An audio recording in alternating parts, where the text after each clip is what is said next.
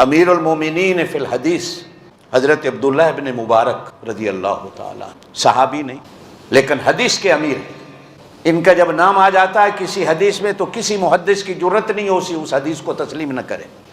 یہ مجھے اکڑ کے چلنے پہ ایک بات یاد آئی، فرماتے ہیں کہ حج کر کے میں اپنی اونٹنی پہ اپنے ملک شام کو جا رہا تھا کہ راستے میں نے ایک جھلی سی کملی سی بڑھیا دیکھی، صحرا میں ڈیزرٹ میں پیدل چل رہی ہے بیچاری۔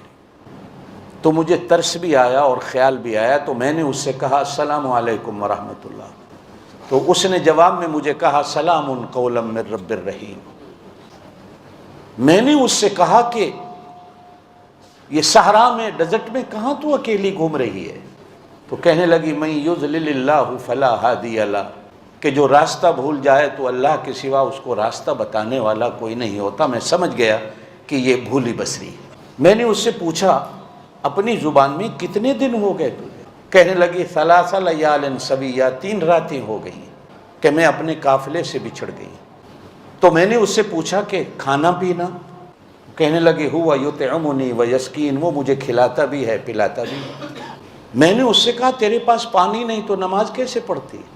تو کہنے لگی اللہ قرآن میں کہتے ہیں فلم تجدوا ماء فتیمموا، جب پانی نہ ملے تو تیمم کر۔ میں سمجھ گیا کہ یہ مجھے کہہ رہی ہے میں تیمم سے نماز، یعنی جو سوال کرتا ہوں میں قرآن سے جواب دیتی۔ میں نے اپنی زندگی میں ایسی عورت نہیں دیکھی۔ میں نے اس سے کہا کہ وضو کیسے کرتی ہے؟ کہتی فلم تجدوا ماء فتیمموا، پانی نہ ملے تو وہ تیمم کر لیتی۔ میں نے اس سے کہا کہ میرے پاس کچھ کھانا پینا ہے، 3 دن سے تو نے کچھ نہیں کھایا تو میں پیش کروں؟ تو پھر قرآن پڑھ کے کہتی ہے کہ مجھے روزہ ہے، ثم اتم الصیام الی اللیل، جب تک شام نہیں ہوگی میں کچھ نہیں کھاؤں گی، مجھے روزہ ہے۔ تو میں نے اس سے کہا کہ سفر میں روزہ، تو پھر قرآن پڑھ کے جواب دیتی ہے فمن تطوع خیرا فہو خیر اللہ، نفلی روزہ ہے میرا۔ تو میں نے کہا سفر میں تو فرضی روزہ جائز نہیں، تو نفلی روزہ رکھ رہی ہے؟ تو کہتی ہے اللہ قرآن میں کہتے ہیں وَأَن تَصُومُوا خَيْرٌ لَكُمْ إِن كُنتُمْ تَعْلَمُونَ، اگر تمہیں روزے کے اجر کا پتہ چل جائے تو پھر تم سفر میں بھی روزہ رکھنے کو تیار ہو جاؤ۔ تمہیں کیا پتہ روزے کا اجر کیا ہے؟ میں نے اس سے کہا کہ تم میری طرح بات کیوں نہیں کرتی جس طرح میں کر رہا ہوں؟ تو پھر آگے سے قرآن پڑھ کے جواب دیتی ہے کہ مَا يَلْفِظُ مِن قَوْلٍ إِلَّا لَدَيْهِ رَقِيبٌ عَتِيدٌ، کہ تمہاری زبان سے کوئی ایک لفظ ایسا نہیں نکلتا ہے لکھنے والا فرشتہ فوراً لکھ لیتا۔ اب میں نے اس سے پوچھا تو کہاں سے آ رہی ہے، کہاں جانا ہے؟ تو پھر قرآن پڑھ کے کہتی ہے سبحان الذی اسریٰ بعبدہ لیلا من المسجد الحرام الی المسجد الاقصیٰ۔ میں سمجھ گیا کہ یہ حج کر کے آ رہی ہے اور ملک شام کی طرف جا رہی ہے اور یہ قرآن کے سوا کوئی بات ہی نہیں کرتی۔ اب میں نے اس سے کہا کہ میری اونٹنی ہے اس پہ بیٹھ جاؤ، تو دعا دے کے کہنے لگی وما تفعلوا من خیر یعلمہ اللہ، اگر کوئی کسی کے ساتھ نیکی کر دے تو اللہ اس کا بھلا کرے، اللہ اس کا بدلہ دے گا، اللہ جانتا ہے، چلو دے دو سواری میں بیٹھ جاتے۔ اب جب میں نے اونٹنی اس کے لیے بٹھائی تو اونٹنی جیسے سواری کو بٹھاتے وقت ہلتی جلتی ہے، اونٹنی بھاگ کھڑی ہوئی، وہ بیچاری گر گئی۔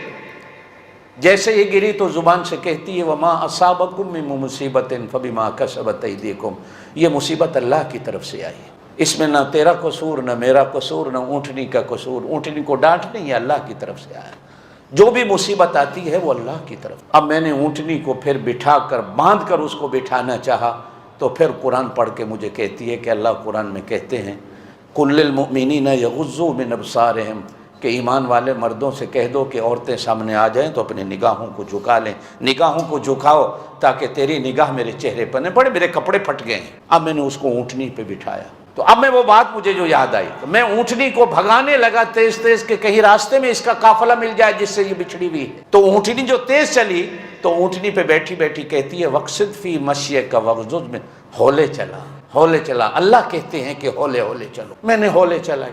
اب جیسے اونٹ چلانے والے کی عادت ہوتی ہے کہ جب آپ لوگوں نے تو کبھی اونٹوں کے قافلے چلتے نہیں دیکھے، ہم نے دیکھے ہیں کہ ایک آدمی 100 اونٹوں کو لے کے چلتا ہے تو وہ شعر پڑھتا ہوا جاتا ہے، پنجابی زبان میں کہتے ہیں وہ دوڑے ماں یہ پڑھتا ہوا جاتا ہے، تو اونٹنیاں مست ہو کے چلتی ہیں۔ بلکہ ایک دفعہ حدیث کے اندر بھی آتا ہے کہ آپ صلی اللہ علیہ وسلم کی ازواج اونٹنیوں پہ سوار تھی، سفر پہ جا رہے ہیں تو ایک صحابی نے شعر پڑھنے شروع کیے، اونٹنیاں تیز چلنے لگی تو آپ صلی اللہ علیہ وسلم نے فرمایا ہولے چلاؤ، دیکھتے نہیں ہو کہ شیشے کے آب خورے اونٹنیوں پہ ہیں، کہیں ایسا نہ ہو کہ اونٹنیاں بھاگی اور یہ نیچے گر جائیں۔ تو خواتین کو اللہ کے رسول صلی اللہ علیہ وسلم نے شیشوں کے آب خورے کہا کہ یہ پیار اور محبت سے سیدھی ہونے والی ہوتی ہے، آرام سے چلو تاکہ ان کو تکلیف نہ ہو۔ آپ صلی اللہ علیہ وسلم عورتوں کا بھی کتنا خیال کرتے۔ اب جب میں نے وہ شعر پڑھنے شروع کیے تو اونٹنیاں اور تیز چلنے لگی، تو وہ اونٹنی پہ بیٹھی بیٹھی کہتی ہے فَقْرَؤْا مَا تَيَسَّرَ مِنَ الْقُرْآنِ، قرآن کیوں نہیں پڑھتے ہو؟ قرآن پڑھو، میں تمہارا قرآن سنتی۔ اب میں نے قرآن پڑھنا شروع، پھر تھوڑا سا اور میں آگے چلا تو میں نے کہا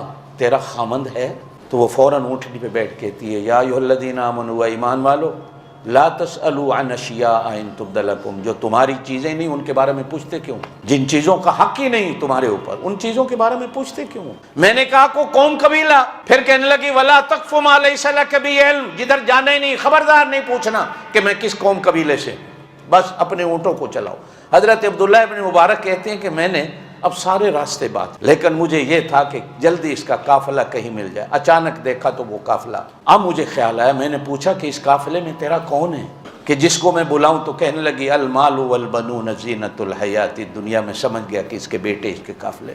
میں نے کہا کہ تیرے بیٹوں کی پہچان کیا ہے؟ کہنے لگی وعلامات وبالنجم هم یہتدون، یہ اس قافلے کو راستہ دکھانے والے ہیں اور شکل صورت ان کی ایسی ہے جیسے آسمان کے ستارے ہوتے ہیں۔ میں نے کہا کو اپنے بیٹوں کا نام بتا، تو 3 نام بتا۔ کہنے لگی واتخذ اللہ ابراہیم خلیلا وکلم اللہ موسیٰ تکلیما یا یحییٰ خذ الکتاب بقوہ۔ میں سمجھ گیا کہ قبیلے میں اس قافلے میں 3 اس کے بیٹے ہیں، ایک کا نام ابراہیم ہے، ایک کا نام موسیٰ ہے اور ایک کا نام یحییٰ ہے۔ میں نے زور سے آواز دی ابراہیم، موسیٰ، یحییٰ۔ دیکھا تو 3 نوجوان آسمان کو ستاروں کی طرح بھاگتے ہوئے روشن چہرے والے میرے پاس آئے۔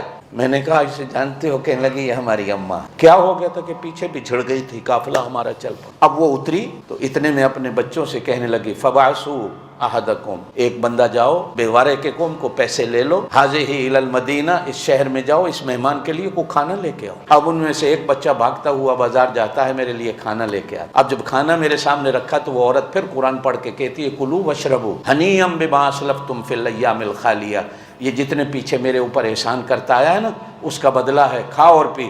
میں نے کہا قسم ہے مجھے حرام ہے یہ کھانا میرے اوپر، پہلے مجھے بتاؤ کہ یہ تمہاری ماں کی حالت کیسی ہے؟ تو وہ بچے رو کے کہنے لگے 40 سال ہو گئے آج تک ہماری ماں نے قرآن کے سوا کو بات ہی نہیں کی، قرآن کے سوا کو بات ہی نہیں کی، جب بولتی ہے قرآن بولتی۔ ہم کہتے ہیں اماں ہماری زبان میں بات کر، تو وہ کہتی ہے بولوں گی اللہ کے ہاں لکھا جائے گا، اور میں چاہتی ہوں کہ میں اس حالت میں مروں کہ میرے ہونٹوں پر قرآن کے سوا کوئی بات ہی نہ ہو۔ ایسی ایسی عورتیں بھی دنیا میں کہ جن کی زندگی ایسے گزری کہ قرآن کے سوا کبھی بات